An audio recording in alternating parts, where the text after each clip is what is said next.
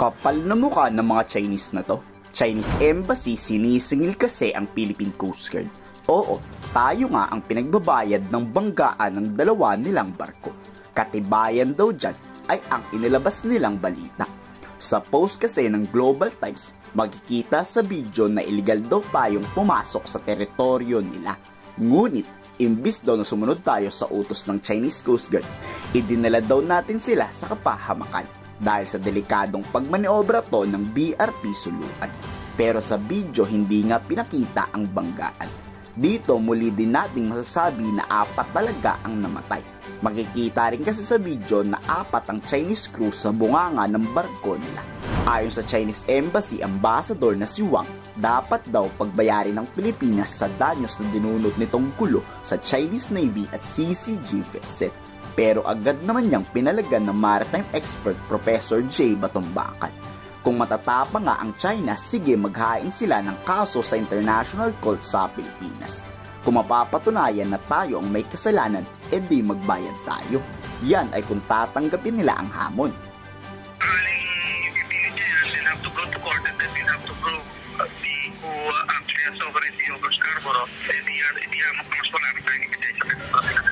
Wala pang inilalabas na balita patungkol kung ilan talaga ang namatay.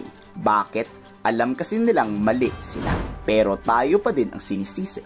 Ang masakit lang na katotohanan, imbis daw na sa publiko ang pagkamatay ng Chinese crew at parangalan, itinago pa to for the sake of government. In short, ayaw nilang mapahiya ang buong China, kaysa aminin nilang may namatay talaga. Kasi alam nilang mali sila. And they don't want to be accountable for their people until they figure out a way to spin it in a credible way. I hope that the leadership of the Chinese Communist Party would be able to look after the welfare of their men and not make them cannon fodder. Hopefully wala na sa way. Kakalimutan nila, sweep it under the rug and move on as if nothing happened. Wala na atang mas kakapal pa sa pagmumukha ng mga Chinese na to. Kaya natatawa na lang si Professor J sa China. Dami-dami yung barko laban sa nag-iisang barko ng PCG, tapos kami pa ang sisisihin at kami pa ang may kasalanan. Well, nakakatawa naman yun, pero again, parang iwas pusoy sila tayo kung sino pa yung binibiktima, yung pang sinisisi, no? Malinaw naman, no, na ang pangyayari ay hindi pa man lang yan yata nakaabot sa Scarborough, no? At saka itong China ang nag-deploy ng napakaraming Navy and Coast Guard vessels para i-confront itong nag-iisa nating Coast Guard vessel. Malinaw naman dito kung sino ang gumagawa ng gulo, sinong mas malayo sa kaninong lugar, no? Sila to, no?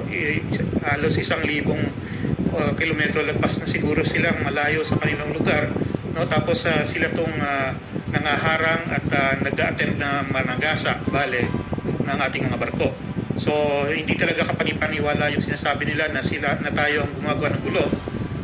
Malinaw na talagang sila, no, ang may kasalanan dito. Kayo, sa tingin nyo magbabayad ba ang Philippine Coast Guard dyan? Sila ang nagsimula ng gulo. I-komento sa baba ang inyong saloobin.